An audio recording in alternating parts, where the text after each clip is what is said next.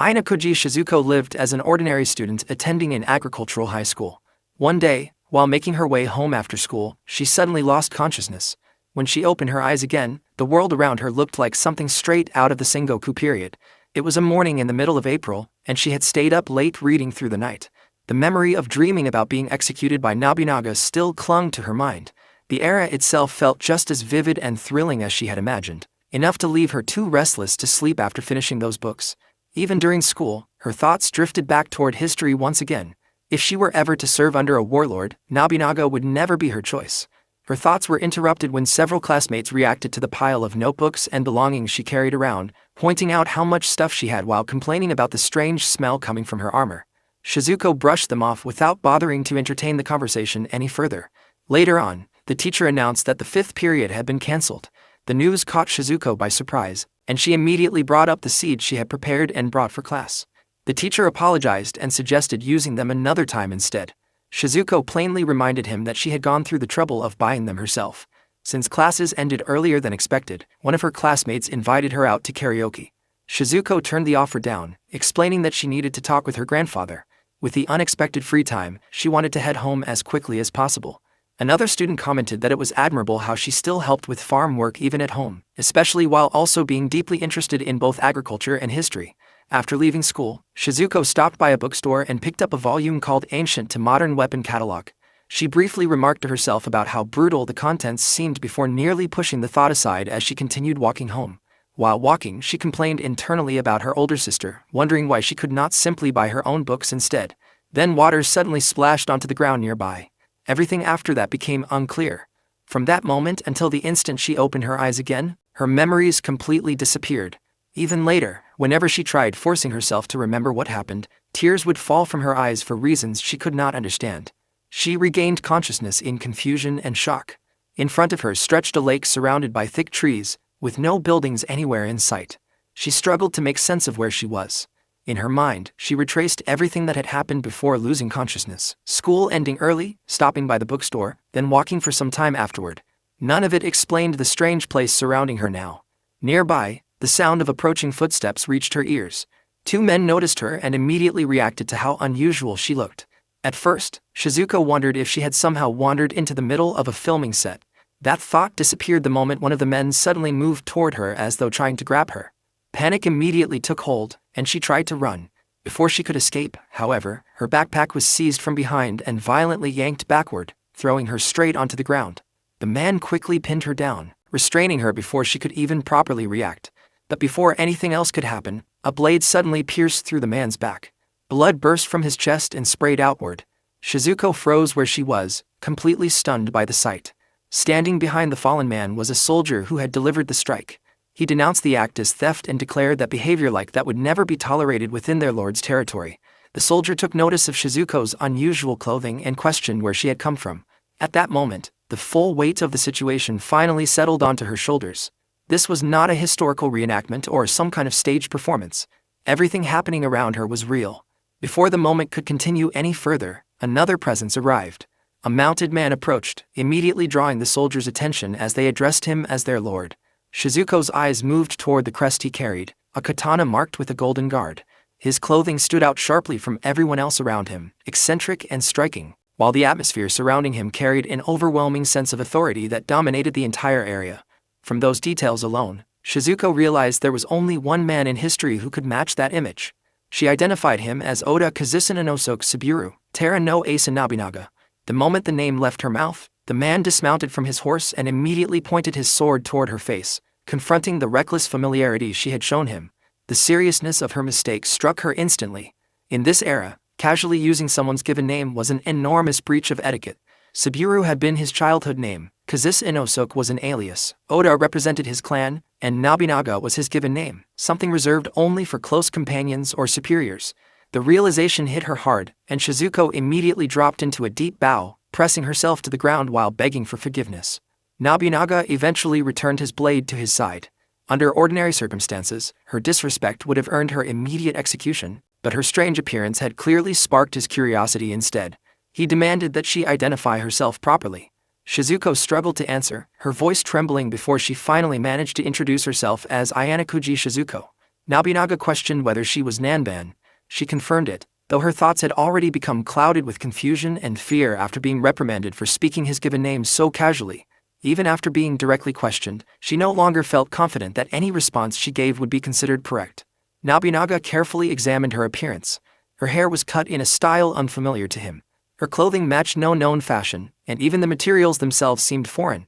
His attention soon shifted toward the bag she carried, and he asked whether it belonged to her as well. After she confirmed it did, he ordered her to raise her face.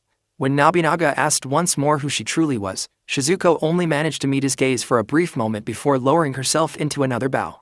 Completely overwhelmed by his presence, she described herself as insignificant, nothing more than an ordinary townsperson. Nobunaga continued pressing her for answers, asking where she had come from. Shizuko responded with Nayanamoto, only to be corrected that they were already standing within Hinamoto. Flustered by the mistake, she quickly adjusted her explanation and claimed that she had been raised in Nanban instead. At that moment, one of the soldiers reported finding something unusual inside her bag. Nobunaga took the object into his own hand. It was Shizuko's smartphone. He demanded an explanation for what it was, and Shizuko identified it as a mirror. Internally, she felt relieved that the device was powered off, fully aware that turning it on would only make the suspicions surrounding her even worse. Nobunaga studied the object carefully, his interest visibly drawn toward the strange item resting in his hand. Then Shizuko suddenly remembered the other item still hidden inside her bag, the ancient to modern weapon catalog. A chill immediately ran through her body at the thought of the book being discovered. Nobunaga noticed the sudden change in her expression and judged her reaction suspicious. One of the soldiers suggested forcing the truth out of her instead. Her body trembled as the threat around her grew heavier. The moment a spear was pointed directly toward her face, panic completely overtook her. Desperately trying to stop the situation from getting any worse, she pleaded for them to listen, insisting that she could still be useful. In her panic, she explained that she had studied agriculture. The soldiers reacted with visible confusion. To them, knowledge of agriculture alone hardly sounded valuable enough to matter. Nobunaga silenced the murmuring at once and focused his attention back on her. He questioned whether the knowledge she possessed also came from Nanban technology. Shizuko immediately confirmed it and hurriedly explained further. Greater productivity would enrich the land itself. A stronger economy would naturally support population growth, strengthen military forces, and lower the chances of peasant uprisings occurring. That answer captured Nobunaga's interest. He immediately recognized value within her words and decided that he wanted the abilities she possessed. Relief spread through Shizuko as the immediate danger finally eased away from her. Nobunaga then declared that from that moment onward, she would serve under him. Leaving his side would mean death. Her entire life would now be devoted solely to working for his benefit. The conditions were absolute. As the reality of those words settled in, Shizuko realized that this command itself might have been even more frightening than torture. Later, inside Nobunaga's palace, objections quickly surfaced. During the gathering, Shizuko remained seated quietly while doubts and criticism were openly voiced about her presence there. Concerns were raised over the fact that she was both a woman and a strange outsider. Nobunaga responded with open anger. He immediately crushed the objections, dismissing such customs as outdated nonsense. To him, usefulness was the only thing that mattered. Whether someone was a woman or a child meant nothing. Anyone who possessed value would be used, while anyone lacking value would simply be discarded. He openly declared that Ayanokuji Shizuko possessed Nanban agricultural technology. If she eventually proved useless, then he would throw her away without hesitation. Afterward, orders were given for new clothing to be prepared for her. Shizuko quietly closed her eyes as the attention around her continued to linger. The weight of everyone's stares made her deeply uncomfortable, while a dull ache slowly formed in her stomach. Not long after that, Nobunaga summoned her once again and immediately assigned her a task. There was a village that had failed to pay even half of its yearly tax for several consecutive years. With every passing year, conditions there had only continued worsening until almost nothing remained except ruins. Nobunaga assigned that village to Shizuko. Using Nanban technology, she was to take the position of village chief and restore the settlement through a successful harvest. The order left Shizuko completely stunned, struggling to fully understand the responsibility that had just been placed onto her shoulders. In the third month of 1565 according to the old calendar, Shizuko was formally introduced to the villagers as their new chief. The announcement was met with clear disbelief, as many of the villagers struggled to accept that someone as young as her had been placed in charge of the entire village. The man overseeing the introduction made the situation unmistakably clear, stating outright that any resistance would not be tolerated. Refusal would simply result in the destruction of the village itself. Standing beside Shizuko was Morris Sanzamanyo Shinari. At first glance, he appeared to be nothing more than an ordinary elderly man, but his reputation carried far greater weight than his appearance suggested. He was known as one of Nobunaga's most trusted retainers, a man important enough to be entrusted with guarding Nobunaga's castle itself. Faced with both his authority and presence, the villagers lowered themselves to the ground and declared that they had no objections. Morisanza conveyed that his lord held high expectations for Shizuko and instructed her to devote herself properly so that she might one day stand proudly before them. His tone and demeanor left no room for doubt or hesitation. Shizuko immediately recognized the overwhelming presence of a true Sengoku-era commander within him and responded obediently. She was then informed that the village itself, along with its provisions, would serve as her stipend. Several soldiers would also remain stationed there. Any problems could be dealt with through them, though it was equally obvious that they had also been left behind to keep watch over her actions. As Morisanza departed, Shizuko quietly watched him leave and briefly felt the urge to return to the world she originally came from. The thought disappeared almost as quickly as it surfaced. She understood there was no point dwelling on something impossible. For now, all she could do was focus on what was in front of her. She still possessed the seeds she had brought with her, strengthened through modern farming methods and selective breeding. Because of that, she believed she could at least accomplish the task Nobunaga had given her. As she looked more carefully at the villagers, she quickly noticed how thin everyone appeared. There also seemed to be very few children among them. Realizing how poor their overall condition was, Shizuko decided that improving their diet needed to become her first priority. She then introduced herself properly, giving her name while openly admitting her lack of experience. At the same time, she expressed her desire to work together with the villagers moving forward. With the Namban technology she possessed and the seeds she carried with her, she aimed to achieve an abundant harvest for everyone. After saying this, she respectfully bowed her head. The reaction she received was mixed. An elderly woman greeted her with a warm smile, while a teenage girl offered a polite response in return. However, before long, one of the men questioned why they should even listen to a woman in the first place. Several older men openly shared the same dissatisfaction. The response caught Shizuko off guard and reminded her once again of how women in this era were treated as lesser beings without rights. Women were often shut away from society, used for political marriages, and criticized whenever they spoke too openly, despite the fact that history had also seen women who ignored such expectations without hesitation. Among the villagers, one woman stepped forward and urged the men to show proper respect toward their new chief. One of the men immediately snapped back, insisting that women and children should stay silent instead. The woman argued that without Shizuko's arrival, the village would already have been destroyed. The man dismissed her words entirely, questioning what someone so young could possibly accomplish. Shizuko briefly glanced toward the guards nearby and sensed that they clearly understood the situation unfolding before them. One of the men then declared that this year they would act according to their own wishes. After that, he and the others simply turned around and walked away. Shizuko remained behind with the women, silently watching them leave. One of the elderly women advised her not to concern herself with the stubborn men and instead focus on moving forward together with those who were willing to help. After counting everyone who remained, Shizuko realized that only 10 women and 3 men were left willing to work with her. In an age without machines or modern equipment, losing the majority of the male labor force was a serious blow, and the decision those men made to walk away had been completely unforgiving. For the time being, Shizuko decided to focus first on understanding the true condition of the village itself. She surveyed the area carefully and counted 10 households, with a total population of 30 people and only 2 cows. As she examined the land more closely, her expectations were confirmed. The soil was poor, and without compost, cultivation would be extremely difficult. Uneven patches of ground stretched across the fields, making the situation even worse. Nearby, the remaining men continued working the soil while questioning whether there was any proper plan for the year at all. In the end, they admitted there was none. Shizuko approached them and asked whether these fields produced lower yields compared to others. The men immediately dismissed her involvement, insisting that women should not interfere in such matters. Shizuko pointed out that the sloped terrain allowed rainwater to wash nutrients away into the river, gradually weakening the soil. One of the men suddenly threw waste directly onto the field. Shizuko reacted at once, explaining that spreading it in that condition would not work. She warned that it would attract pests and damage the roots instead. The man brushed aside her warning and insisted that the crops had simply turned out poorly. Shizuko explained that the waste first needed to be turned into compost, but the man responded harshly and ordered her to leave. As she stepped back and observed the field again, Shizuko understood the situation clearly. With so few willing hands and no cooperation from the men, progress would remain limited. She quietly took stock of what she still had available to her.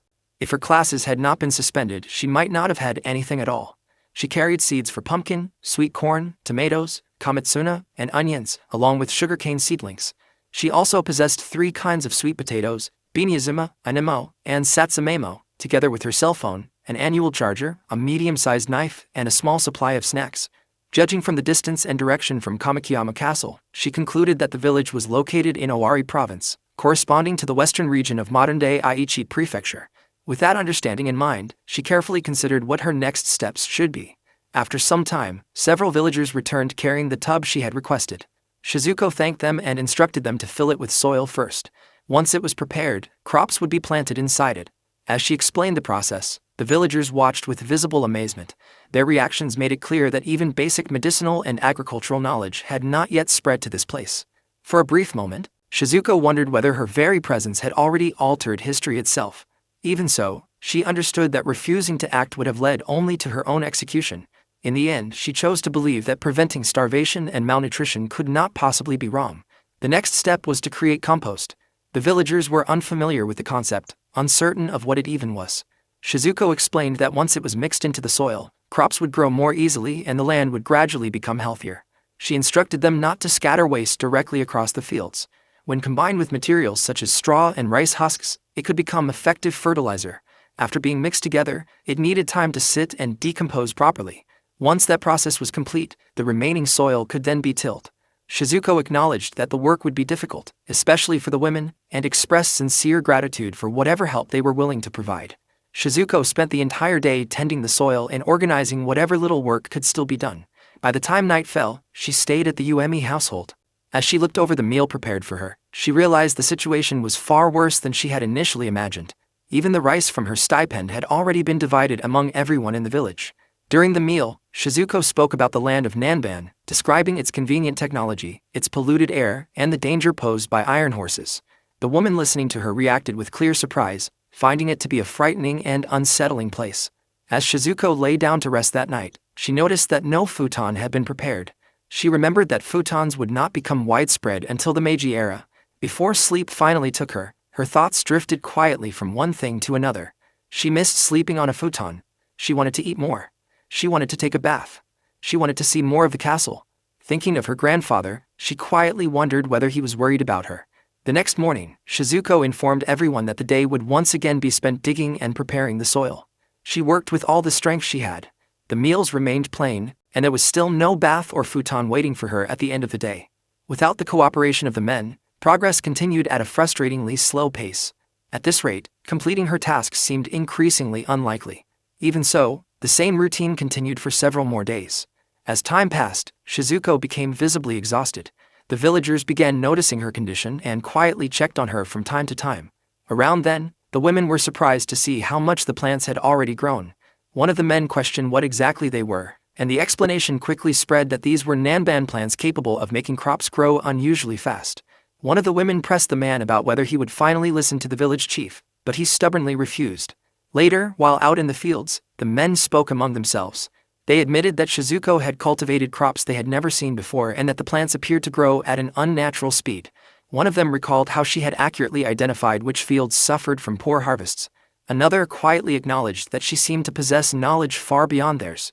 Even so, one man remained firm in his position, insisting that he did not want a woman serving as village chief. That same day, Shizuko announced that they would begin increasing the number of seedlings from then onward.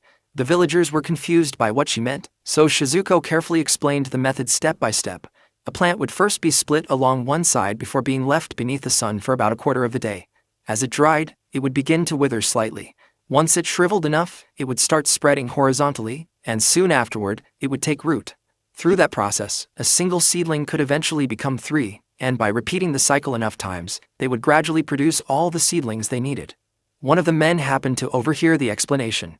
He caught the woman remarking that even Nanban techniques sounded impossible, and quiet satisfaction spread across his face, as though his doubts had finally been proven right. Shizuko responded calmly, stating that it did not matter whether they believed she had deceived them or not. She only asked that they try the method themselves before making their judgment. When someone asked where she was going, Shizuko answered that she would return shortly. The woman smiled and agreed, urging her to come back quickly. As Shizuko walked away from the village, one of the guards noticed her and questioned where she was headed. She answered that she was searching for something she had lost. Being someone who did not truly belong in this era, she wondered whether returning to the place where she had first awakened might somehow send her back. The thought quickly proved pointless. She could not even find her sister's book. Her thoughts soon drifted back to the villagers. Every one of them was thin from hardship and hunger. If she were to disappear now, the village would be destroyed without hesitation. Under Nobunaga's rule, circumstances and excuses would not matter. The villagers would simply be erased. Realizing that, Shizuko accepted that there was no other path left for her to take. Back at the fields, the results of her methods finally became visible. The villagers stared in shock. One of the teenage girls pointed out that the outcome matched exactly what the village chief had described. The plants had truly multiplied. Even the men could not hide their surprise. From only a handful of seedlings, the growth had spread rapidly across the field. The crop was sweet potato, a plant that would not be introduced to Japan until the end of the 16th century. Known for its high nutritional value and its ability to grow even in infertile soil, it had once saved countless lives during periods of famine. The seeds Shizuko carried, refined through selective breeding and improved cultivation methods, were now beginning to influence this era itself. When night came, the modest meal and the hard bedding left Shizuko quietly unsettled. Even some form of bathing felt important to her. As she attempted to clean herself with a damp cloth, several men suddenly entered the room without warning. Their sudden appearance startled her immediately. The men apologized and explained their position honestly. As things currently stood, they could not predict how the future would unfold, but the Nanban technologies she carried seemed worth placing their hopes on. Shizuko listened quietly as they spoke. They made it clear that while they intended to follow her guidance regarding the technology, they still did not recognize her as the village chief. Another careless remark soon followed, crude enough to reveal that they had initially assumed she was a man. The conversation ended shortly afterward, and the men eventually left the room. The following day, Shizuko stood before the fields once more. As she looked over the growing crops, she felt as though there might finally be a faint light waiting at the end of the tunnel. By the 5th month of 1565, 2 months had already passed since Shizuko first arrived in the village. With the men finally taking part in the labor, the work of developing the fields moved forward steadily without further delay. The seeds she had brought from the future continued growing well once planting had been completed. Standing beside the field, Shizuko recognized how valuable it was to have the freedom to use farmland properly. When someone called her over to help draw water, she agreed without complaint, while one of the men struggled with the task and eventually asked her to fix the problem instead. The sight reminded her once again of the Nanban upbringing people often associated her with, while also forcing her to remember that this was still the Sengoku era. After reaching this point, however, the work itself gradually became easier to manage. She remembered that the 5th month of 1565 marked the Iroku incident, something her grandfather had once spoken about. Agriculture, she recalled, was always a constant struggle against nature itself. That understanding settled firmly in her mind as she began thinking ahead toward the next major problem, pest control. Her attention was soon drawn toward a deer wandering near the trees. Japanese deer, common not only throughout Japan but in other places as well, were among the most destructive agricultural pests, both in the past and in the present. They reproduced quickly and traveled in herds from dawn until dusk. Concern immediately crept into Shizuko's mind as she noticed signs of damage already appearing on the plants. Quietly, she began wondering just how many deer might be nearby. The men could not give an exact number, estimating that there were perhaps 100 or 200 deer roaming nearby. Over the past 2 or 3 years, their numbers had suddenly increased. Hunters from the mountains had once kept the population under control, but at some point they had disappeared without anyone noticing. Within the village itself, there had once been a man skilled with the bow, but he had passed away from old age the previous year. The villagers turned toward Shizuko, expecting her to solve the problem with her Nanban knowledge. She acknowledged the situation and considered whether asking Nobunaga for assistance might provide a solution. Even so, she hesitated at the thought of being viewed as incapable if they depended on outside help too early. In her mind, that option would only be used if they completely failed to find an answer on their own. For a brief moment, Shizuko imagined how much easier the situation would have been with modern tools like electric fences or even access to the internet. But this was still the Sengoku era.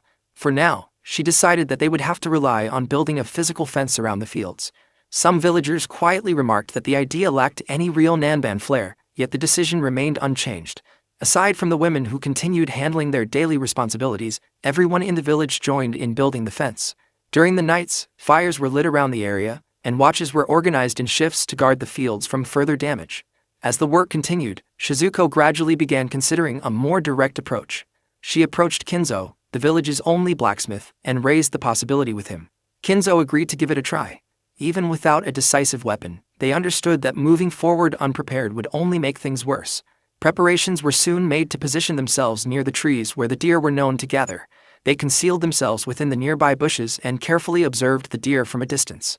To Shizuko, this moment represented more than simple pest control. Deer meat could help improve the villagers' poor food situation, which had long depended on extremely limited supplies. Using a modified straw sandal, they created a sling capable of holding and launching stones.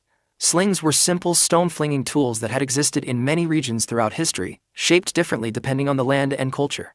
Shizuko recalled the difficult experiences she once had practicing with similar tools and judged that those lessons would finally prove useful here. She carefully took aim and released the stone, but it missed its target completely. The deer reacted instantly and fled at once.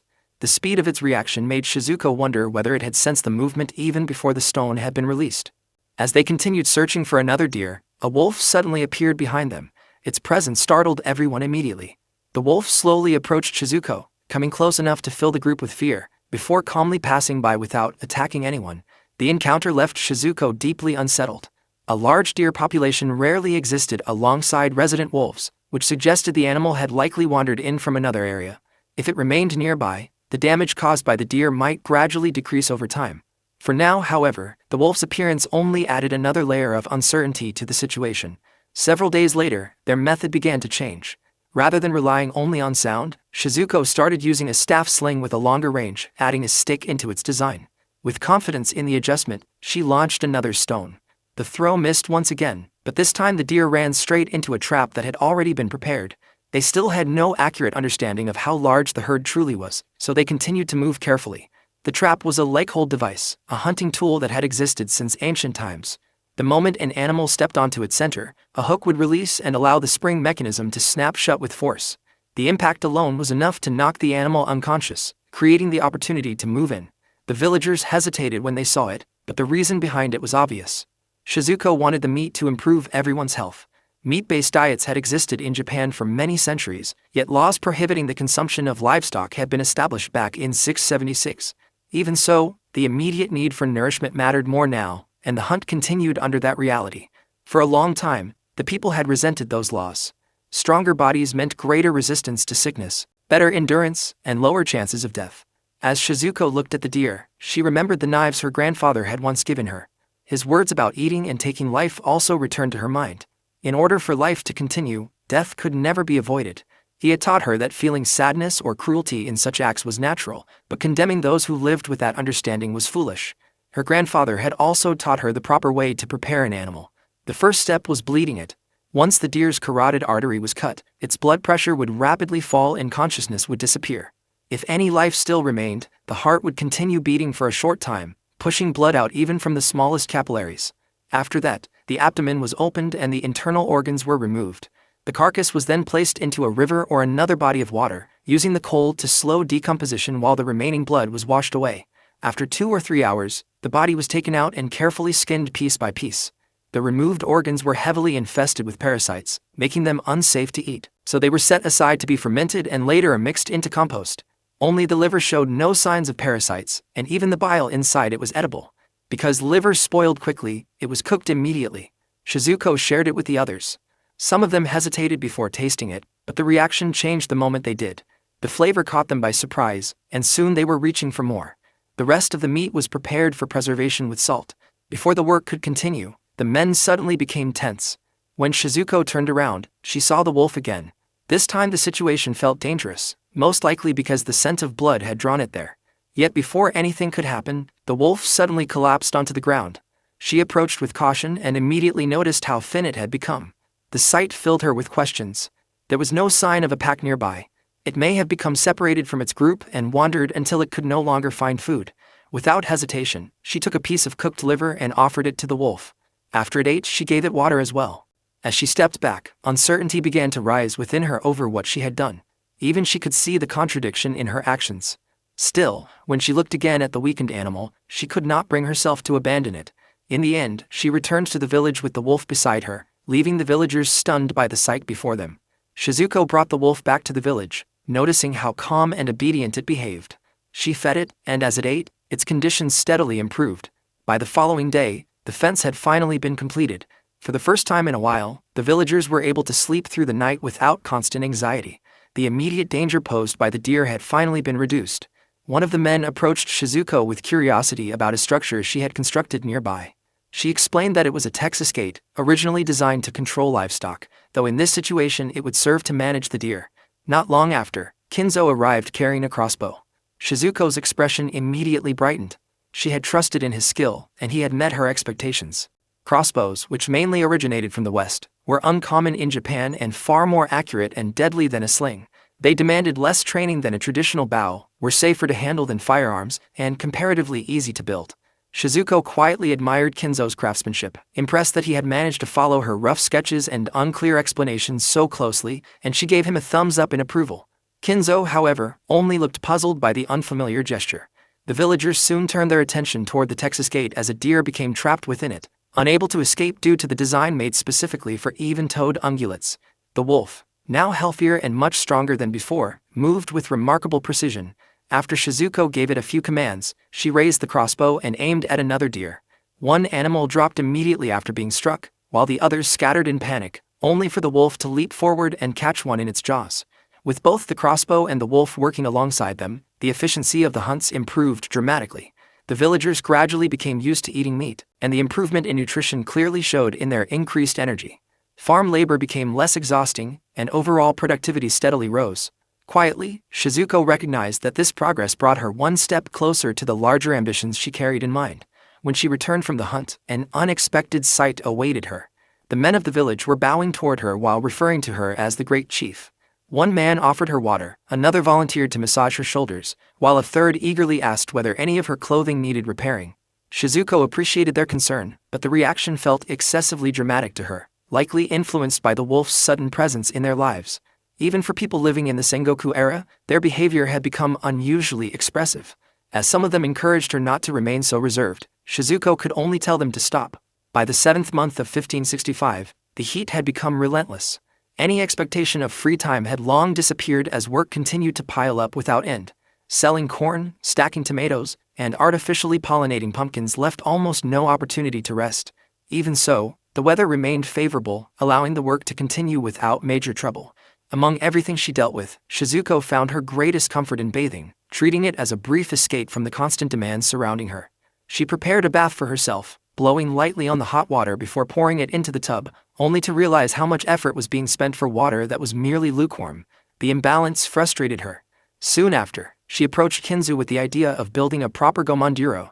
Kinzo explained that such a thing was impossible at the moment due to the lack of iron and the techniques required to make it. Rather than discouraging her, the difficulty only deepened Shizuko's determination. As her thoughts drifted, she recalled the deer hunts and quietly noticed her own lack of focus lately. It was then that she spotted several fruits nearby, soap berries. Immediately, she recognized their usefulness. Because they contained saponin, they could serve as a natural substitute for soap and could be used while bathing. Tightening her fist with renewed resolve, Shizuko became even more determined to enjoy a proper bath, briefly wondering if such a desire was truly unreasonable. Nearby, she noticed a wolf. At first glance, its thin and scrawny appearance made it easy to dismiss, but she quickly realized it was a gray wolf, a species that did not naturally exist in Japan. Its presence led her to suspect that it had once been brought in as a gift before eventually escaping. While walking, inspiration suddenly came to her. She immediately gathered everyone together for a meeting and declared construction to be their highest priority. The project's purpose was to improve cleanliness, prevent disease, ease fatigue, and strengthen overall health. Filled with confidence, Shizuko viewed the idea as nearly perfect, something impressive enough that even Oda Nobunaga himself might reconsider how valuable she truly was. Unexpectedly, Nobunaga appeared and expressed interest in hearing more about the plan. Startled by his sudden presence, Shizuko immediately bowed in apology, becoming excessively polite as she pleaded for forgiveness. Nobunaga instructed her to raise her head, explaining that Yoshinari had already sent him reports regarding her unusual construction project.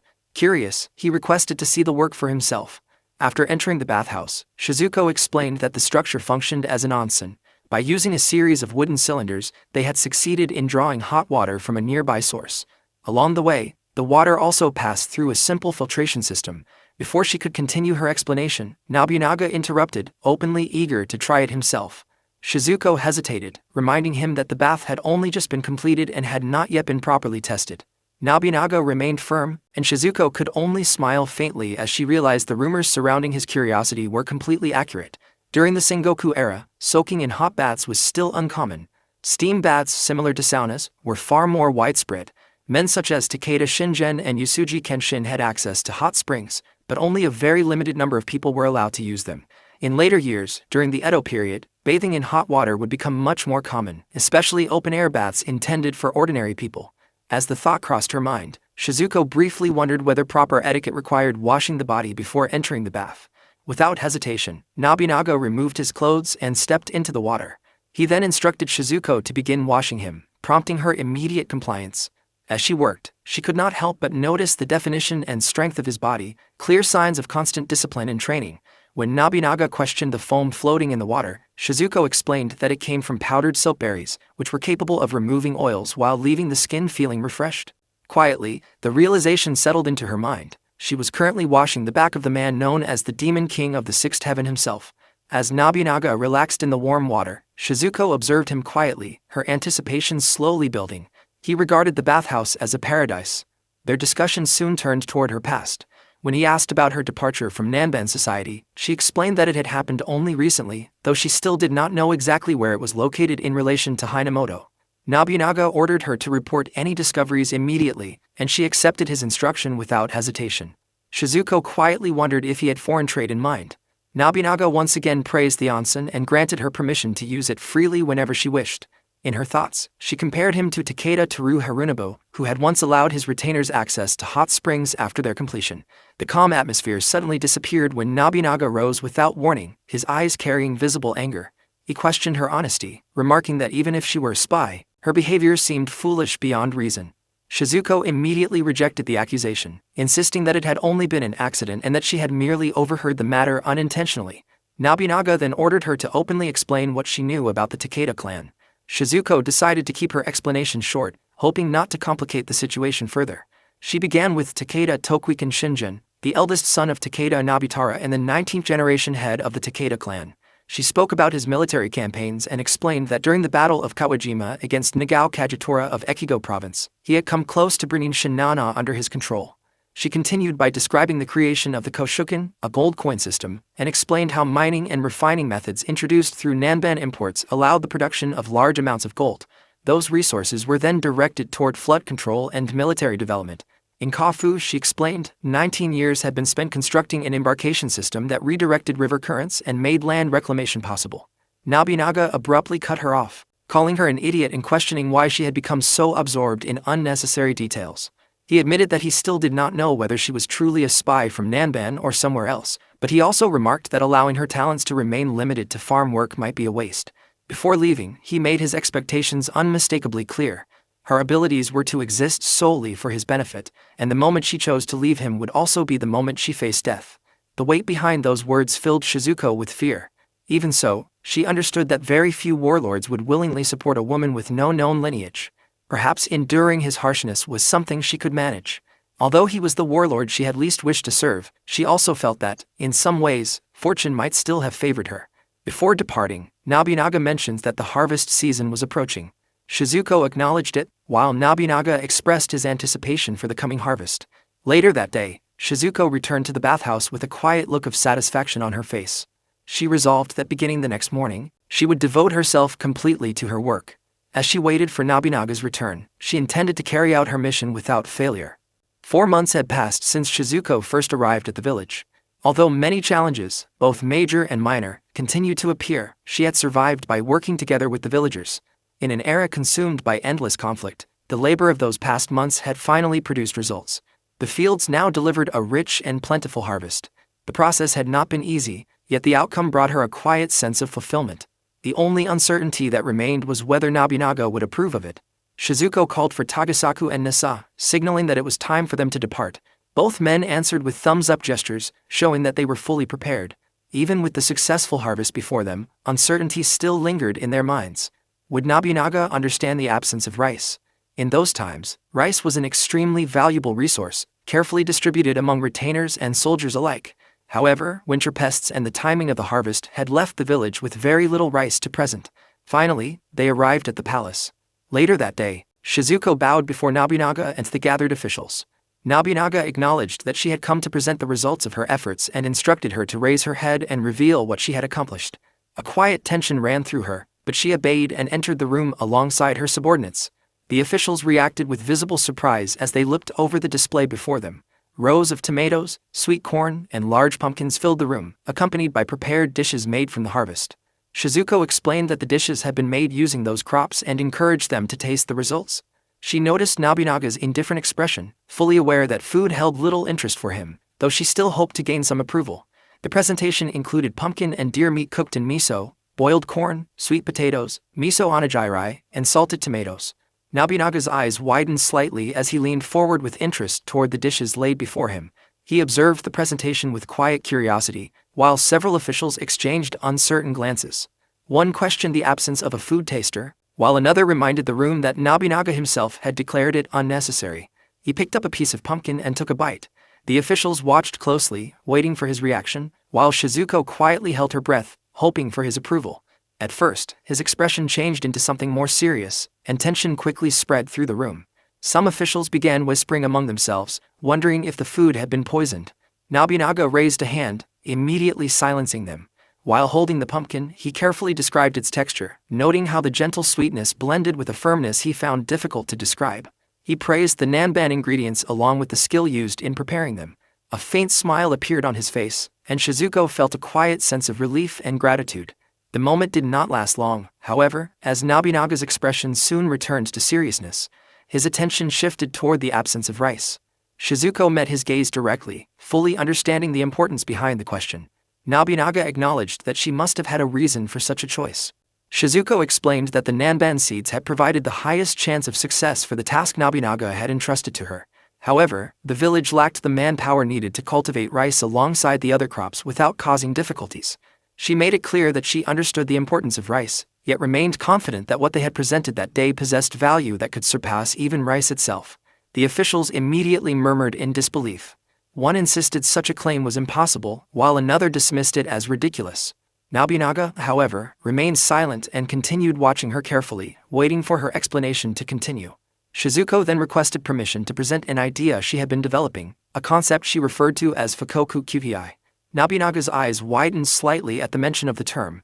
She explained that it was a policy focused on strengthening the economy while also reinforcing military power, built around the idea of creating a wealthy nation supported by a strong army. The philosophy centered on developing national industry alongside military strength. Its origins traced back to the Eastern Zhou dynasty before later appearing in Japan near the end of the Edo period as a response against foreign influence. Shizuko stressed that strengthening the country required stable infrastructure capable of supporting the lives of ordinary people, something current supplies were unable to fully provide. The crops presented that day possessed strong resistance against pests and disease. Sweet potatoes, in particular, were especially valuable due to their ability to grow even in infertile soil, making them reliable during times when rice harvests failed. Their high nutritional value also offered the possibility of reducing child deaths caused by malnutrition, which would gradually increase both the labor force and the number of available soldiers.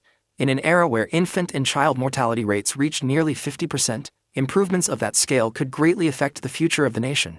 She continued that these methods could enhance both yields and nutrition, creating a foundation for a prosperous nation. Population growth would supply more soldiers, contributing to a strong military.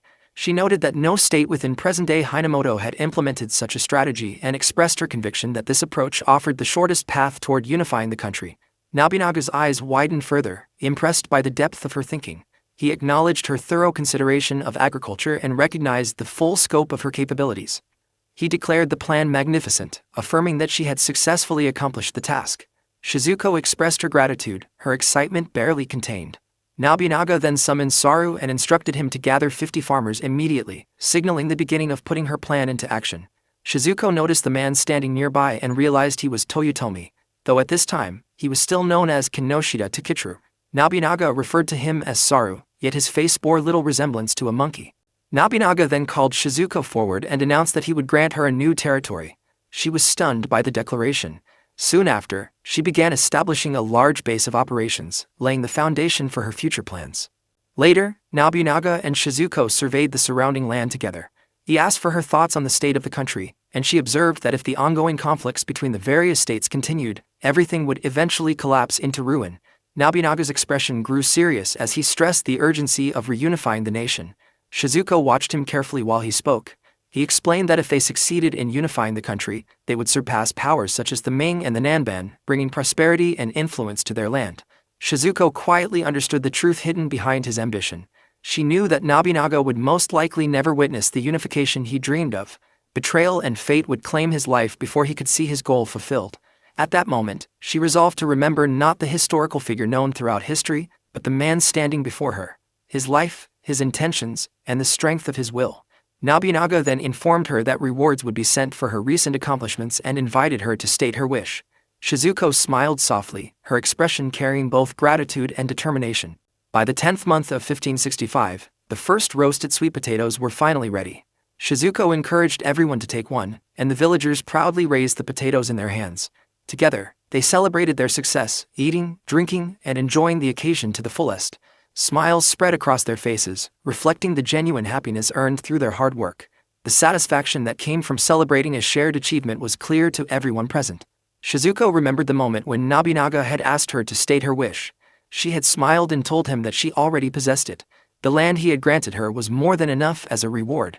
When she had first arrived in that era, everything around her had been uncertain. Now, however, as she stood within the open field she could finally call her own, she felt a deep sense of accomplishment. Turning toward Nobunaga, she assured him that by the following year, their harvest would become so plentiful that the rice they presented would leave him astonished. Nobunaga smiled as he listened, taking note of her confidence. Shizuko knew that one day she would eventually return to her original time. Until that day came, she resolved to continue moving forward without hesitation, embracing life in that era with determination and purpose. About a year had passed since Shizuko first arrived in the Sengoku era. During that time, she had been granted her own land, assigned additional workers, and rewarded with a large estate to govern. Before long, a young maid stepped forward and bowed respectfully. She introduced herself as Aya. Shizuko blinked in surprise after learning that the girl had been assigned as her personal handmaid. Meanwhile, Morisanza simply confirmed the arrangement without further explanation. Aya then offered her services politely, asking Shizuko Dano to inform her of any needs she might have. In response, Shizuko bowed back and greeted her with equal politeness. Morisanza silently watched the exchange unfold. However, Aya soon hesitated. She admitted that it was the first time someone of higher status had ever bowed to her. Shizuko looked genuinely confused by the reaction. Morisanza then calmly remarked that such behavior was simply typical of Shizuko Dano. Even so, Shizuko apologized despite not fully understanding why her gesture carried so much meaning. Handmaidens were women who stayed close to nobles and people of high standing, carrying out various personal and household tasks in service to them. Male attendants, on the other hand, were known as pages. Unlike ordinary servants, pages were expected to be educated, disciplined, and completely loyal to their masters. In times of war, many of them even acted as personal bodyguards, prepared to lay down their lives if necessary. Soon afterward, Morisanza informed Aya that from that day forward, her duty was to devote herself entirely to assisting Shizuko Dano. Aya immediately pledged her loyalty without hesitation, declaring that she would dedicate herself fully to the role, even at the cost of her own life. Hearing such determination, Shizuko could only smile in admiration. Then, Morisanza presented another item, explaining that it had come directly from the Lord himself. At first glance, Shizuko assumed it was simply a letter, but the moment she noticed the mark stamped onto it, her expression changed in surprise. It carried a Chilan signature. During the Sengoku era, Kao were stylized signatures often used in place of a person's actual name. Unlike the formal black and red seals reserved for official documents, Kao were generally used for personal correspondence or messages sent toward those of lower status. Since written communication required specialists, even Nobunaga himself relied on several dedicated amanuenses to handle his documents and records. After reading the contents, Shizuko learned that her village had been ordered to deliver 25 bales of rice. The moment she relayed the message to everyone, shock spread throughout the workers. The amount demanded was far beyond what they thought possible. Even with the recent increase in labor and farmland, producing even half that quantity would have been difficult under normal circumstances. Shizuko quietly reflected on the demand. Honestly, it felt completely consistent with Nobunaga's reputation for being unreasonable. Still, the challenge ahead only caused a faint smile to form across her face. She began wondering how different the results might become if she applied agricultural knowledge from another era. The workers quickly noticed her expression, and simply seeing their chief smile caused a quiet sense of excitement to ripple through the group. Not long after, Shizuko gathered everyone together and explained the first step of their plan. They would begin by sorting unhusked rice seeds through a flotation method. Naturally, the workers reacted with visible confusion. Shizuko then calmly explained the process in detail. The seeds would first be placed into a solution mixed at a ratio of 1 part salt to 16 parts water. Once submerged, only the heavier seeds would sink to the bottom. Those particular seeds contained larger amounts of endosperm, allowing them to root properly and achieve a far higher germination rate. Shizuko went on to explain that the technique had originally been developed during the Meiji era. According to her, it was capable of increasing harvest yields by more than 10%. After the selection process, the seeds would then be soaked in water for 10 minutes to prepare them for planting. However, temperature control was extremely important. If the water became too warm, the seeds could begin sprouting too early. Because of that, the soaking process would always be carried out in the shade. Even so, several workers questioned whether such a troublesome method was truly necessary. To them, it seemed far simpler and faster to plant the seeds immediately without all the extra steps. Shizuko quietly looked across the group, fully aware that none of them had ever seen techniques like these before. Before the atmosphere could grow tense, one of the workers suddenly stepped forward. He urged everyone to stay calm and place their trust in their village chief. The confidence in his voice was unmistakable, and little by little his reassurance spread throughout the group. Soon, the workers regained their sense of unity. Still, the newer members of the village, along with Aya, remained visibly confused by the exchange. Once the seeds had been prepared, work on the paddy fields officially began. During the winter season, the fields had already been plowed while the narrow paths between them were carefully maintained. Afterward, the soil was lightly raked before water was added into the fields. Several days later, the final preparation began as the surface was flattened and rice husks were scattered across the mud. Although the number of farmers had increased, the amount of cultivated land had expanded even further. As a result, the labor remained exhausting and physically demanding. A few workers suggested that sowing should begin immediately in order to save time. However, Shizuko firmly rejected the idea of cutting corners. She stressed that precision during the stage was absolutely essential, even if the methods themselves seemed strange and unfamiliar. The farmers listened obediently, though many of them still struggled to understand the reasoning behind her instructions. Then, 1 month after the saltwater selection process, the seedlings had finally grown strong enough to be transplanted into the fields. Even at that stage, however, Shizuko refused to allow random planting. During the winter, she had already prepared a special rolling frame specifically for this purpose. Standing at the edge of the field, she demonstrated how to use it by rolling the frame across the mud to create evenly spaced markings. One farmer watched the scene with disbelief, convinced that their village chief was once again doing something incomprehensible. Shizuko then instructed everyone to plant each seedling precisely where the crossing points appeared beneath the frame's markings. And with that, the next phase of cultivation officially began. The rice was planted in carefully organized rows rather than scattered randomly throughout the field. This method, which had first appeared during the Meiji era, focused heavily on maintaining equal spacing between every plant. By doing so, sunlight could spread more evenly across the crops while airflow throughout the field improved significantly. In addition, weeds became far easier to remove. Together, those conditions greatly reduced harmful effects on the rice and dramatically increased the total harvest yield. Eventually, the method itself would become the standard approach for rice cultivation. Yet even after the transplanting work had finally been completed, Shizuko had no intention of resting. Soon afterward, she visited Kinzu's workshop to inspect a request she had made some time earlier.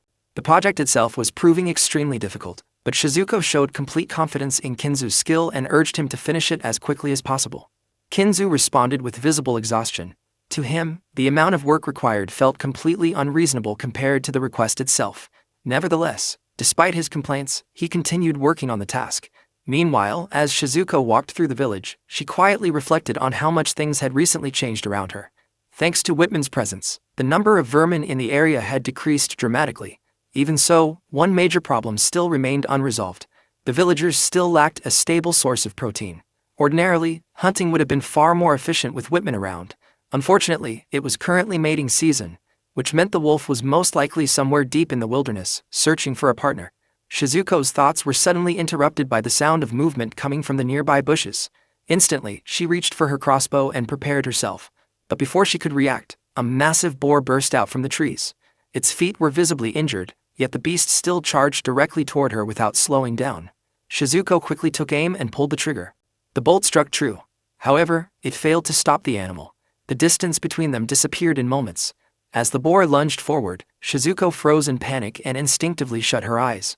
Then, at the very last second, a wolf suddenly leapt into the air and sank its fangs deep into the boar's body. Shizuko slowly opened her eyes. Standing before her was Whitman, and beside him stood another wolf. Not long afterward, Shizuko returned to the farm. However, the atmosphere around the village had completely changed. The sudden disturbance, combined with her abrupt return, had already thrown the villagers into panic. Then the villagers noticed the wolves beside her. Everyone froze in place. For many of them, accepting Whitman alone had already been difficult enough. But now there were two wolves walking alongside Shizuko as if it were perfectly natural. Shock spread across their faces, and several villagers looked visibly unsettled by the sight. Even so, not a single person stepped forward to interfere. Eventually, the commotion settled down, and work resumed once more. The next task awaiting the farmers was weeding. The moment they heard it, many reacted with tired acceptance, already imagining the pain that would soon spread through their backs. Still, the advantages of Shizuko's planting method had already become obvious. Because the rice had been arranged in clean, organized rows, moving through the fields and removing weeds was far easier than it had ever been before. However, before the farmers could begin their work in earnest, Shizuko stopped them and revealed another invention. It was the rotary weeding machine that Kinzu had recently completed. Like several of Shizuko's other methods, this tool had originally been developed during the Meiji era. Not only did it remove weeds efficiently, but it also stirred the soil at the same time. The improvement in productivity became obvious almost immediately. As the soil was turned over, trapped toxic gases escaped from beneath the mud while fresh oxygen circulated in their place. One after another, the farmers took turns using the machine. And gradually, their expressions shifted from skepticism to amazement. The work advanced far faster than anyone had expected. This process of intertillage weeding was repeated twice every 10 days. Even with the machine's assistance, however, the labor remained exhausting. Beyond removing weeds, the farmers still needed to eliminate harmful insects while constantly adjusting the water levels within the paddies to maintain stable growing conditions for the rice. June passed under continuous labor and steady effort. Then, in July, Whitman's companion gave birth to 5 cubs, bringing new life into the surroundings of the village. And by August, the farmers found themselves standing silently at the edges of the fields, staring in disbelief at the sight before them. Among them, one of Shizuko's old acquaintances raised a familiar gesture toward the others, once again reinforcing the trust he had spoken of before. The fields were overflowing with rice. None of them had ever witnessed a harvest like this in their entire lives. Shizuko then turned toward Aya and quietly asked what she thought of the results. Aya responded with restrained admiration. Her reaction immediately caught Shizuko's attention. Compared to everyone else, Aya seemed unexpectedly calm. Yet deep down, Aya could not stop reflecting on everything she had witnessed until now. Every method, every plan, and every tool Shizuko introduced had been completely unheard of to the people of this era. Soon afterward, the farmers gathered around Shizuko, overwhelming her with praise and admiration. Their voices were filled with genuine awe. Meanwhile, standing quietly beside Shizuko, Aya felt a new sense of determination settle deep within her heart.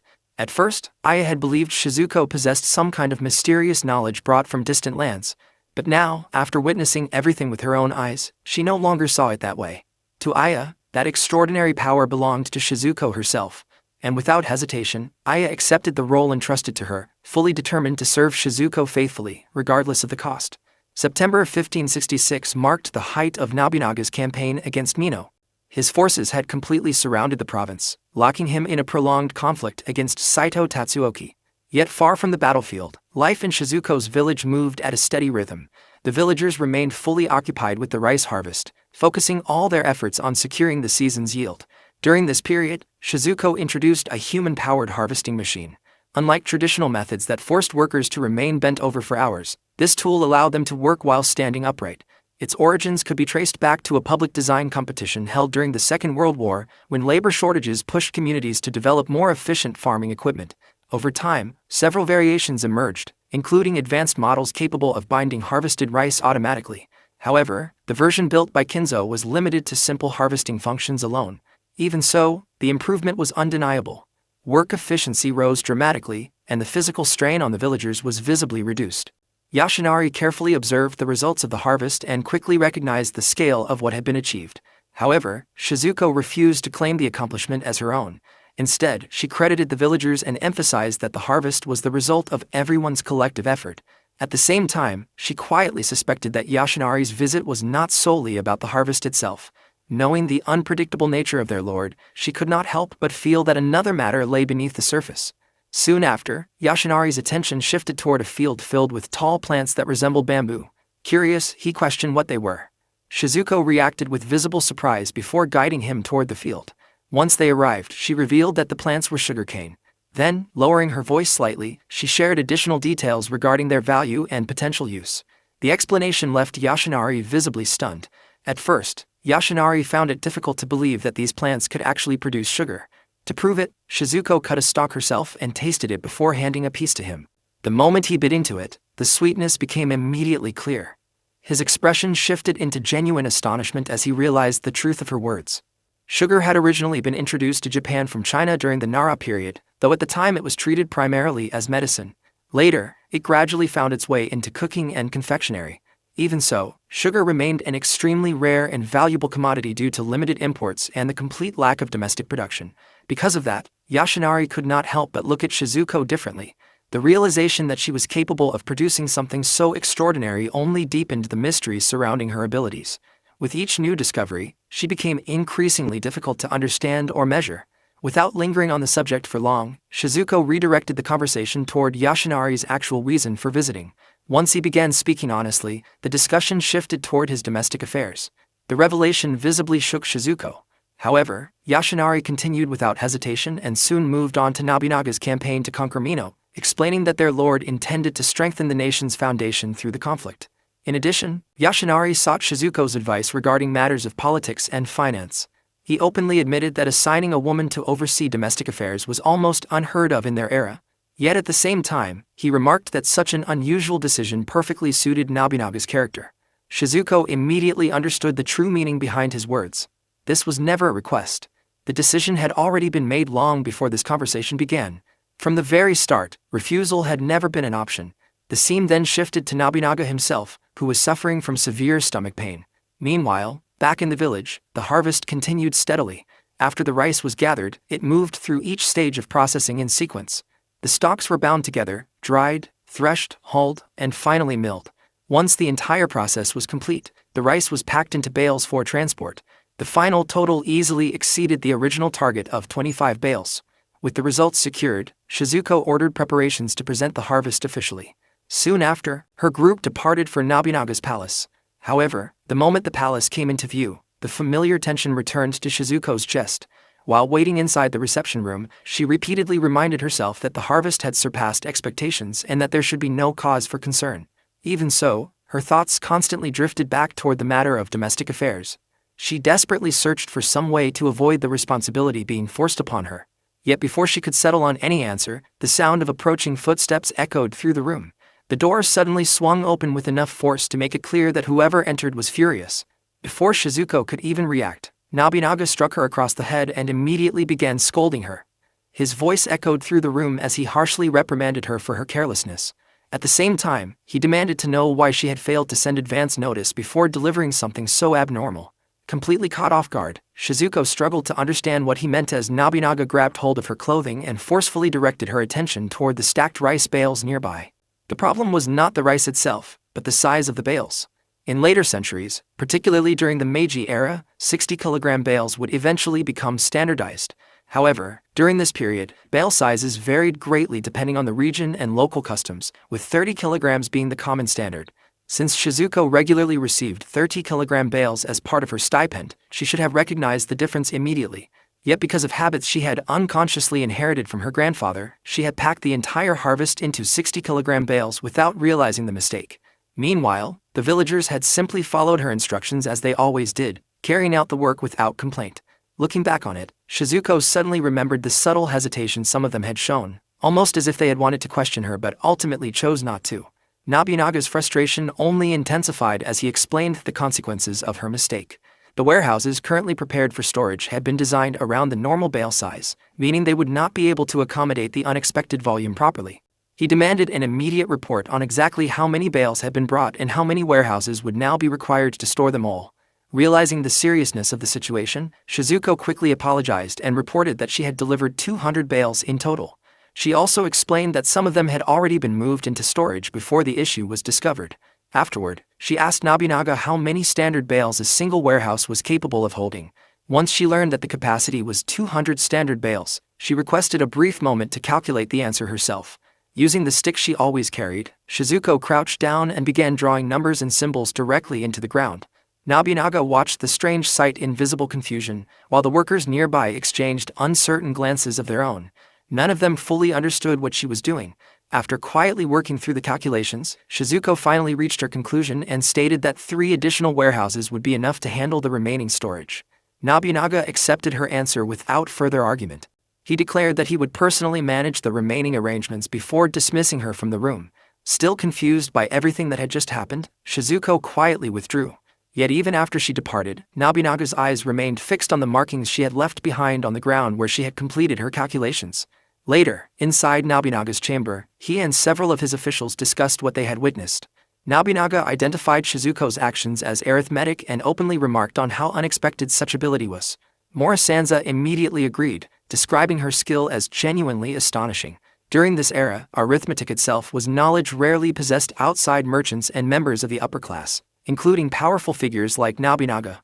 More advanced forms of calculation were treated as highly guarded hereditary secrets passed down within certain families and schools. Such methods were commonly referred to as the way of calculation. Nobunaga then questioned his retainers about the investigation into Shizuko's origins. However, the officials reported that they had failed to uncover even the smallest detail regarding her background. In response, Nobunaga brought up the Ayanokoji clan, only to learn that no records existed of a daughter matching Shizuko's description ever being born into the family. Morisanza commented that someone possessing such extraordinary abilities should never have remained completely unknown for so long, making the situation increasingly suspicious. Another official eventually suggested the possibility that Shizuko might have originated from the Namban lands. However, Nobunaga shifted the discussion back toward the harvest itself, admitting that the sheer scale of the results unsettled him. 200 oversized bales effectively amounted to nearly 400 standard bales, all produced by a village population of only 100 people. To Nobunaga, such productivity was far beyond ordinary expectations. Because of that, he declared that the time would eventually come when Shizuko's talents would be used for matters extending far beyond farming or domestic management alone. Yet despite acknowledging her value, one of the officials voiced a word of caution. Trusting someone who refused to reveal anything about their origins, he warned, could someday become the source of serious trouble. Morisanza agreed with the concern, admitting that placing excessive trust in Shizuko would be dangerous. Even so, he personally doubted she was capable of acting as a spy. In his eyes, she was simply too straightforward and unguarded for such deception. Nobunaga shared the same opinion and remarked that the woman often seemed absent-minded, as though her thoughts drifted somewhere far beyond the present moment. However, despite that impression, Nobunaga made it clear that he could not tolerate the possibility of her being manipulated by an enemy agent and eventually defecting because of it. That danger, more than anything else, was one of the reasons he had chosen to elevate her position. By granting her authority and responsibility, he intended to ensure that she fully understood the weight tied to her role. Nevertheless, he admitted that Kazumasu's caution remained justified. Until Shizuko's origins could be properly uncovered, she would have to be handled carefully. Nobunaga then added that he had already prepared a form of insurance against that risk. Later that same day, Shizuko stood quietly in a distracted state when one of the workers approached to report that the orders had been completed without issue. She acknowledged the report absent-mindedly before beginning to walk away once more. Yet even then, her thoughts continued circling back toward the matter of domestic affairs. She reflected on how much had already changed since her arrival. Even if only slightly, she had altered the course of agriculture within the region. Still, in her mind, none of it had been done out of ambition or greed. She had simply wanted to prevent the villagers from starving. However, despite her original intentions, she could already sense that her involvement in this era would not stop there. Deep down, she understood that refusing Nobunaga's expectations was impossible. Even so, she still lacked the resolve to fully accept the future being forced upon her. At that moment, Whitman suddenly appeared, startling her from her thoughts. Only then did she notice that he was carrying her bag. Inside rested the catalog containing ancient to modern weapons. The sight of it caused a faint laugh to escape her lips. For a brief moment, she found herself thinking that perhaps time itself would somehow resolve her circumstances before things spiraled too far beyond her control. Then, almost instinctively, she noticed Aya standing at a distance, silently watching her. October 1566. By then, Shizuko had finally steeled her resolve. Aya later reported that Shizuko had requested Yoshinari to acquire a certain item for her. Hearing this, Morisanza questioned the purpose behind the request. Aya explained that Shizuko had refused to reveal the details, stating that the matter would become troublesome if spies were to learn about it. According to her, the results of the project would not appear for another 2 to 3 years. Aya accepted the explanation and confirmed that arrangements for delivery would be made accordingly. Morisanza then asked whether she had discovered anything else of significance during her observations. However, Aya reported that there was nothing particularly noteworthy to share. In response, Morisanzo remarked that he continued to rely heavily on her abilities. Aya quietly acknowledged his words before returning to Shizuko's residence. Upon arriving at the house, Aya entered Shizuko's room in search of her. Inside, she immediately noticed a familiar box resting nearby. She remembered it as the container where Shizuko stored her most important belongings, alongside the unusual bowl that was always kept there. Just as she considered approaching it, two wolves suddenly appeared before her. One of them was Whitman, accompanied by his mate. Aya froze instantly at the unexpected sight. A moment later, she noticed that Whitman was lying calmly within the room together with his partner and their cubs, almost as though the space naturally belonged to them. Soon after, Shizuko entered the room herself. Aya informed her that she had returned after delivering the request. Shizuko immediately expressed her gratitude and thanked Aya for the assistance she had provided. Then, in a casual gesture, she offered Aya a potato. However, Aya misunderstood the action entirely and interpreted it as some form of urgent instruction or hidden order. Shizuko reacted with visible surprise before quickly clarifying the misunderstanding through both her tone and expression. Aya eventually declined the offer for the time being and quietly left the room. As Shizuko watched her depart, a brief thought crossed her mind. She could not help but wonder whether Aya secretly harbored resentment toward her. Meanwhile, the seeds Shizuko had introduced into this era were, for the most part, purebred varieties. These plants possessed traits that had been carefully maintained across generations, many of them originating from the selective breeding practices once carried out by Shizuko's grandfather. That year as well, Shizuko guided the cultivation of numerous crops toward another abundant harvest. At the same time, she expanded her efforts into several side projects, including beekeeping, silkworm cultivation, and poultry egg farming. And so, the season quietly passed beneath calm skies, while the weather remained gentle and favorable throughout. Shizuko and Aya moved through the nearby forest with quiet purpose. The air was calm, and their steps remained steady beneath the shade of the trees. Before long, Shizuko noticed the fatigue in Aya's expression and asked if she was all right. Aya brushed the concern aside, insisting there was nothing to worry about. Shizuko studied her in silence for a moment. Then Aya redirected the conversation, reminding her that they had come to gather mushrooms. Curiosity soon followed, prompting Aya to ask exactly what kinds they were searching for. Shizuko answered without hesitation, listing shimeji, namiko, and maitake. She added that she had also succeeded in cultivating shiitake. At those words, Aya froze in surprise. The idea sounded unbelievable, and she questioned whether shiitake could truly be cultivated at all. In response, Shizuko gave a small smile and explained that the process itself was simple in theory, though her first attempt the previous year had ended in failure. Soon after, Shizuko pointed toward a particular area deeper in the forest. Aya's eyes widened the moment she saw it. Spread out before her was an enormous mushroom farm overflowing with shiitake, shimeji, and namiko in remarkable abundance. The sight was so overwhelming that it nearly made her tremble. Unable to hide her astonishment, she asked what Shizuko intended to do with such an enormous harvest. Shizuko answered casually, saying they would eat them. She then added that drying the mushrooms beforehand would improve their flavor when used for soup stock. Aya could hardly process what she was hearing. The scale of the harvest alone was astonishing, yet the practical knowledge behind it left an even deeper impression. In this era, shiitake mushrooms were considered rare luxuries. This was long before cultivation methods became widespread in the 20th century. They served as an important ingredient in Buddhist cuisine, yet wild shiitake appeared only in limited quantities. Aya remarked that 15 can, roughly 56 kilograms, would have been enough to purchase an entire castle. The statement left even Shizuko visibly shocked. The conversation soon shifted toward matsutake. Shizuko asked about them next, only for Aya to wonder aloud whether shimeji might actually taste better. The thought caused Shizuko to pause. During this period, matsutake had not yet gained the prestige they would later hold. In fact, many considered them far inferior in flavor compared to shiitake. As they continued their work, Aya quietly reminded herself to keep a careful eye on Shizuko. Time passed steadily, and before long they had gathered a substantial amount of mushrooms. Shizuko's delight became evident as she admired the harvest they had collected together.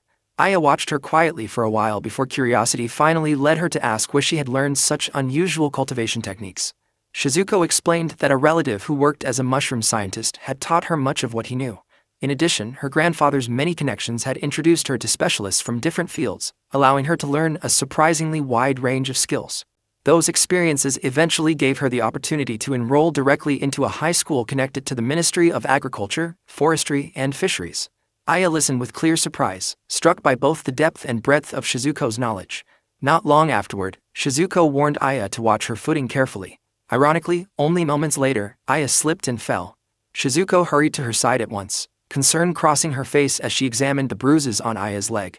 Aya quickly reassured her that she was fine, though she seemed far more worried about the mushrooms they had gathered. As she attempted to stand, she nearly lost her balance again, but Shizuko caught her before she could fall a second time. Aya insisted she could still manage on her own, yet another stumble immediately proved otherwise. After checking the injury more closely, Shizuko determined that the wound was only shallow. She then set down the basket of mushrooms and firmly insisted on carrying Aya back before sunset arrived. Aya hesitated. Guilt weighed on her at the thought of becoming a burden. However, Shizuko's gentle insistence, accompanied by a calm smile, left little room for refusal. In that moment, Aya once again found herself thinking of Shizuko as an enigmatic person. She carried an air of authority, yet at the same time showed an unexpected kindness. Eventually, Aya allowed herself to be carried along with the mushrooms they had gathered together. Though she apologized repeatedly, Shizuko dismissed the concern with ease, remarking that the experience was enjoyable, almost as though she had suddenly gained a younger sister.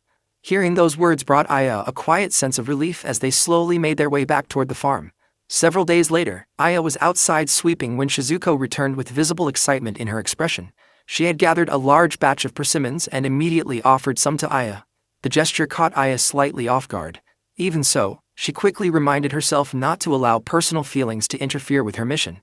Shizuko appeared confused by her reaction, but Aya carefully framed her response, treating Shizuko's request almost like an order she was expected to follow. In turn, Shizuko remarked that Aya's manners still remained far too formal. Aya acknowledged the comment with polite gratitude, maintaining the delicate balance between duty and the quiet warmth that had gradually begun to form between them. December of 1566 arrived with growing cold, yet the harvest of soybeans and sugarcane continued without interruption. Shizuko surveyed the fields carefully and noted the promising yield before her. After setting aside the portion owed to the Lord, she began considering how to use the remainder. Her thoughts turned toward producing miso and shoyu. Aya, unfamiliar with the term, asked about shoyu. In response, Shizuko reflected on hishio, a type of miso that had existed since the Jomon period and served as the foundation for what would later become shoyu. By the Muromachi period, forms closer to modern shoyu had already appeared, though it would not become widely used among common people until the Edo period. For the moment, however, Shizuko decided to focus first on the sugarcane harvest.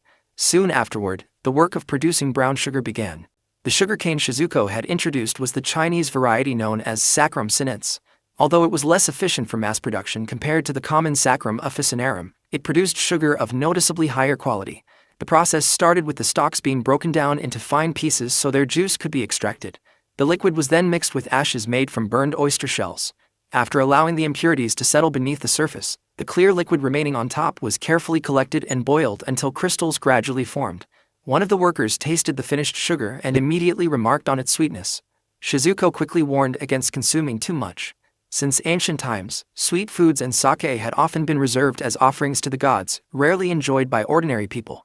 Sugar itself had long symbolized wealth and power, especially since domestic production within Japan remained extremely limited. During the Muromachi period, a single can of sugar, roughly 600 grams, could hold a value of around 250 mon, equivalent to nearly 30,000 yen. Simply possessing large quantities of sugar served as proof of both considerable wealth and strong overseas trade connections. Nearby, the workers watched as the liquid thickened further, observing the sticky residue beginning to form along the surface. Shizuko explained that the process was nearly complete. Once enough water evaporated, the concentrated mixture only needed to harden before it became brown sugar. She intended to reserve part of the supply for medicinal purposes, recalling that sugar had first entered Japan not merely as food, but as medicine. In some cases, it had even been applied directly to open wounds as treatment. Centuries later, research conducted by an American doctor would confirm that sugar absorbs surrounding moisture, limiting bacterial growth and helping wounds heal more effectively. Not long afterward, Aya entered the room and called out to Shizuko. Shizuko responded casually, assuming Aya had come because she wanted sweets to be made later. Aya smiled at the remark but clarified that it was not the reason for her visit. Instead, she lightly teased Shizuko for being a glutton, drawing a quiet smile in return. Then the conversation shifted back to business. Aya explained that there was something she wished to borrow. Hearing this, Shizuko could only wonder what exactly Aya intended to ask for. Later that day, activity filled the streets surrounding Nobunaga's castle. Merchants, workers, and soldiers moved busily through the area as preparations continued everywhere. Inside the castle itself, Shizuko and Aya sat quietly together while waiting for Nobunaga's arrival. As the silence stretched on, Shizuko's thoughts drifted uneasily toward the past. A lingering worry crept into her mind, making her wonder whether she had made some kind of mistake. Sensing the tension in her expression, Aya calmly urged her not to panic. In response, Shizuko recalled the last time she had acted carelessly, an incident that had ended with Nobunaga striking her on the head. Before long, approaching footsteps echoed through the room. Shizuko immediately straightened herself in preparation. Moments later, Nobunaga entered, and both Shizuko and Aya lowered their heads in a respectful bow. Nobunaga instructed them to raise their heads, his mood noticeably bright from the beginning. He openly praised the offerings they had brought, remarking on their exceptional quality. From his tone alone, Shizuko quickly recognized that he was in unusually high spirits. Nobunaga then explained the value of what she had produced. The shiitake mushrooms and sugar, he said, would contribute directly to his war chest, while the soybeans would serve as feed for his war horses and further strengthen his army. According to him, these new resources would help accelerate the campaign to seize Mino. Hearing this, Shizuko realized that her work carried genuine military significance. Nobunaga's excitement became especially clear as he singled out her successful cultivation of shiitake, an achievement others had failed to accomplish, along with her ability to produce sugar of remarkable quality through her own ingenuity. Nobunaga praised the accomplishment as truly splendid. In response, Shizuko expressed her gratitude respectfully. Pleased with her success, Nobunaga declared that she deserved a reward and offered to grant her anything she desired. Shizuko thanked him once more, though inwardly she reflected that she already possessed more than enough. She had been given a large mansion, Aya served faithfully at her side, and the amount of land under her control already exceeded what she could comfortably manage on her own. Even so, her thoughts soon shifted away from herself and toward the workers and farmers who labored beside her each day. Rather than requesting wealth or property, she asked whether she might instead seek a favor. Nobunaga agreed immediately and encouraged her to speak without hesitation. Shizuko then explained that although her village had enjoyed abundant harvests this year and the year before, poor harvests were inevitable sooner or later. Torrential rains, droughts, sudden infestations of pests, and countless other disasters could still strike despite the advantages offered by Nanban techniques. With that in mind, she revealed her desire to carry out farmland reforms in preparation for difficult years ahead. However, she lacked the manpower necessary to complete such work alone. Because of this, she requested that Nobunaga lend her 200 workers for a single month. The request caused Nobunaga's eyes to widen in visible surprise. He had expected her to ask for money, land, or status like everyone else who earned his favor. Instead, she requested nothing more than laborers to work the fields. A deep laugh suddenly escaped him, echoing loudly throughout the room and startling both Shizuko and Aya. Still laughing, Nobunaga declared that Shizuko possessed no greed at all. He found it astonishing that after all the achievements she had produced over the past 2 years, she sought nothing material in return. Amused, he even wondered aloud whether such thinking was part of the philosophy taught within the Nanban school. His mood grew increasingly excited as he told her to take as many workers as necessary. As long as productivity continued to rise, he explained, the exact number mattered little to him. Shizuko could only stare in surprise at such overwhelming generosity. Nobunaga's laughter continued to fill the chamber as he dismissed her, allowing her to return home. Quietly, Shizuko reflected that she had once again managed to raise expectations even higher. However, Aya remained behind at the castle. As Shizuko departed, she glanced back and watched her companion stay behind in Nobunaga's presence. Once outside, concern quietly settled over her thoughts. She hoped Aya would be treated kindly, though at the same time she prepared herself for Nobunaga's unpredictable nature. After a moment, she shook her head and forced the thought aside. Whatever happened, one thing was certain now. She had 200 men placed at her disposal. Running quick calculations in her mind, she realized that if even one worker could manage a hectare of land, the resulting impact would be enormous. Before long, her attention drifted toward a young boy crouched nearby, scribbling something across the ground. Curious, she approached and asked what he was writing. The boy jumped in surprise at being addressed so suddenly. Shizuko studied him quietly, wondering if he might be the child of one of Nobunaga's commanders. She soon noticed that the boy carried no sword at his side. To Shizuko, that alone confirmed he had not yet undergone his coming-of-age ceremony. Judging from his appearance, he could not have been older than 12 years old. The ceremony itself, known as Genpoku, had existed since the Nara period and marked the point when a boy was formally recognized as an adult. The exact age varied depending on region and era, but during the Sengoku period it commonly took place between the ages of 12 and 16. Those who completed the ceremony received new clothing, adopted a different hairstyle, and were granted a new adult name. In later generations, children would sometimes be allowed to carry short swords even before adulthood, reflecting the belief that a samurai and his blade were inseparable. During the Sengoku period, however, the katana itself stood as proof of adulthood. Because of this, children were not permitted to carry one. Meanwhile, the boy remained fixated on the strange symbols written across the ground. They were the same numbers and markings Shizuko had drawn earlier. Fascinated, he admitted that he had never seen anything like them before and asked what they meant. Shizuko explained that they were equations written in a Nanban style. The explanation immediately brightened the boy's expression. Excitement filled his eyes as he eagerly pressed for more, asking her to teach him something connected to warfare so he could proudly boast about it to his father. Shizuko hesitated. Warfare was her sister's field, not hers. Still, she could not casually dismiss the son of a commander. So, she steered the conversation elsewhere. She introduced an old military text from the Ming Dynasty called The Art of War, along with several related writings collectively known as the 7 military classics.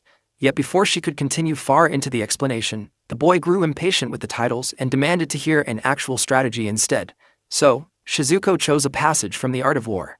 She explained that the greatest victory was one achieved without fighting. The words immediately caught the boy off guard. For a moment he fell silent, trying to understand their meaning. Then Shizuko continued. Even winning countless battles, she explained, was not considered the ideal outcome. The true goal was to crush the enemy's will before swords ever crossed. That way, victory could be achieved without bloodshed. Neither side would suffer losses, and even enemy soldiers could be captured unharmed.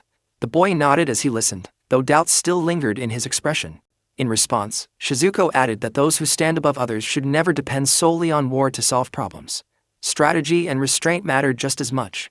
They were lessons every ruler needed to carry in their heart. Soon, however, the boy's attention drifted elsewhere. Someone nearby had caught his eye. Before leaving, he remarked that her words had been interesting and asked for her name. Shizuko introduced herself.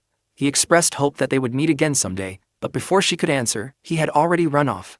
Nearby, an older man scolded him for wandering away and warned that the Lord would be furious. The boy merely smiled. His mind was already consumed by the idea of achieving victory without fighting. That child was Kimiyomaro, the eldest son of Nobunaga, later known as Oda Nobutada. Meanwhile, back inside Nobunaga's chamber, the lord stared at the item before him with visible surprise. Aya explained that she had borrowed it from Shizuko, who had handed it over without hesitation. The object was a crossbow marked with the Kinzu insignia. The moment Nobunaga saw it, excitement filled his eyes. He carefully examined the weapon, clearly fascinated by both its structure and its potential. Later, Shizuko shivered against the cold air. Even with the temperature dropping and the hour growing late, the villagers had gathered atop the hill. It was the first day of 1567, New Year's Day, and the celebration continued in full spirit. Food and drink were shared freely as everyone welcomed the beginning of a new year. Long ago, the occasion had centered around ancestor worship, but over time, Buddhist traditions and outside influences had reshaped it into a celebration welcoming Tashigami, the god of the new year who was believed to bring fortune and happiness into every household. Pine decorations known as katamatsu were placed as vessels for the deity. Shimenawa ropes marked sacred ground. Meanwhile, kagami-machi offerings had been carefully prepared and displayed. Not long after, Aya called Shizuko over and informed her that a messenger had arrived. The man bowed respectfully and announced that he carried a message from the Lord himself. Noticing how cold he must have been from traveling in the winter air, Shizuko prepared persimmon leaf tea for him. She offered both a steaming cup and a lukewarm one. After taking a sip, the messenger appeared grateful for the kindness before returning to his duty. He then relayed Nobunaga's message. The following day, the Lord would host a banquet for his retainers and requested Shizuko's attendance. In addition, she was instructed to bring the bow called the kirosubu. The request immediately caught Shizuko by surprise. She turned toward Aya and asked whether she had already retrieved it. Aya quietly confirmed that she had. Even so, Shizuko remained confused about how Nobunaga had learned of the crossbow in the first place. I, however, said nothing. The following day, January 2nd, the banquet at Nobunaga Castle began under the rigid customs of samurai society. The atmosphere resembled the formal gatherings of high society seen in later generations. To show proper respect and maintain decorum, Shizuko chose to wear the formal attire of a commander. Yet the moment she entered, she felt sharp eyes fixed upon her from every direction. She quietly wondered whether it was her height attracting attention, or perhaps the fact that she was dressed in male clothing. In that era, the average grown man stood only around 140 centimeters tall, making her presence stand out even more. After offering her greetings to Nobunaga, Shizuko was guided to her assigned seat. However, the arrangement immediately unsettled her. She studied the seating positions and questioned the reasoning behind them, expecting the banquet to follow a far stricter hierarchy. Closest to the lords sat the head retainers of the Oda family. Beside them was Sanza Moriyoshinari, renowned for his aggressive military tactics. Takigawa Kazumitsu, one of the four heavenly kings, occupied another distinguished seat. Nearby sat Shibata Katsui, celebrated as the strongest general within the Oda clan, along with Nowanagahide, counted among Oda's 5 great generals. Meanwhile, Shizuko found herself seated beside the man who would one day rule all of Japan, Kinoshita Takichi. Her complexion remained pale, and tension clearly weighed on her expression. Although the dishes before her looked delicious, her stomach twisted with unease. The banquet itself unfolded in near silence. Every movement felt deliberate. Every bite was taken carefully, as if everyone present remained constantly aware of their status and surroundings. As Shizuko ate, her thoughts gradually drifted toward home. At the same time, she observed Nobunaga closely. The contrast between his reputation and his behavior caught her attention. The feared tyrant, known as the Demon King of the Sixth Heaven, demanded flawless etiquette from everyone around him. Yet despite that harsh image, his movements carried a surprising level of grace and refinement. For a brief moment, her thoughts wandered toward rumors spread by the Tokugawa family, stories supposedly meant to damage Nobunaga's reputation while raising their own standing. Perhaps, she thought, those rumors had not been entirely fabricated. Her thoughts abruptly ended when Nobunaga gestured toward her and called her forward. Shizuko immediately approached and bowed respectfully before him. Nobunaga asked whether she was enjoying the banquet. She answered honestly, acknowledging that she was, though she admitted that words alone could not fully express her gratitude for being invited to such an important gathering. Nobunaga accepted the response without issue before signaling for everyone present to drink. At that moment, Shizuko quietly prepared herself. Alcohol was not something she handled well, and the sake served before her was far less refined than she had expected. Even so, she took a careful sip. The drink carried a gentle sweetness and a surprisingly smooth texture, though traces of yeast still lingered faintly afterward. Not long after, Nobunaga asked whether she had brought the Kurosubo. Once Shizuko confirmed that she had, Nobunaga openly praised it as splendid. Then, without warning, he announced an archery competition for everyone present. The declaration immediately showed on Shizuko's face. She clearly wanted no part in it. As the rules were explained, quiet whispers spread among the attendees. Many stared in astonishment at the unusual shape of the weapon she carried. Nobunaga then outlined the challenge itself. Each participant would fire 10 arrows, and the person with the highest number of successful hits would be declared the winner. With every passing moment, Shizuko's nervousness only deepened. The entire situation felt less like a formal contest and more like a spectacle arranged for entertainment. More than anything else, she simply wanted it to end so she could return home.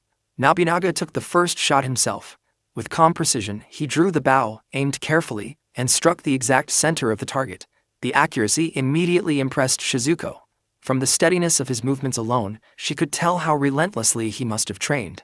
Soon after, everyone's attention shifted toward her. Shizuko loaded the crossbow, though she could already feel the contrast between her weapon and Nobunaga's elegant display. Around her, several officials watched with visible confusion. Some could not even decide whether the strange object in her hands should be called a bow or a musket. Ignoring their reactions, Shizuko focused only on finishing as quickly as possible. Then she fired. The bolt flew forward with tremendous force. Instead of merely striking the target, it pierced straight through it and shattered the board behind it entirely. The sudden impact stunned the entire hall into silence. The spectators stared in disbelief at the destroyed target. None of them had expected the crossbow to penetrate so cleanly. Meanwhile, Shizuko only wished they would stop staring at her so intensely. Even Nobunaga appeared shocked. His jaw slightly dropped as he looked between the shattered target and Shizuko herself, astonished that such power had come from someone with such slender arms. Without delay, Nobunaga ordered another target brought forward. This time, it was a suit of armor. Again, Nobunaga fired first. His arrow landed with flawless precision. Then Shizuko stepped forward and released her own shot. The bolt tore directly through the armor, piercing it completely.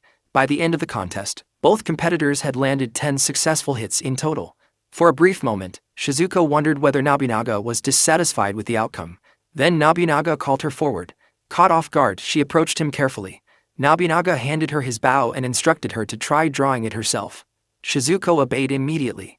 She strained with all her strength, yet no matter how hard she tried, the bowstring refused to move. After watching long enough, Nobunaga told her to stop. As he observed her, Nobunaga clearly recognized the contradiction she embodied. She possessed extraordinary knowledge capable of shaking the foundation of an entire nation, yet she lacked even the most basic physical training. At the same time, she showed no desire to stand above others. She did not speak carelessly, nor did she behave arrogantly despite her knowledge. To Nobunaga, those traits made her useful.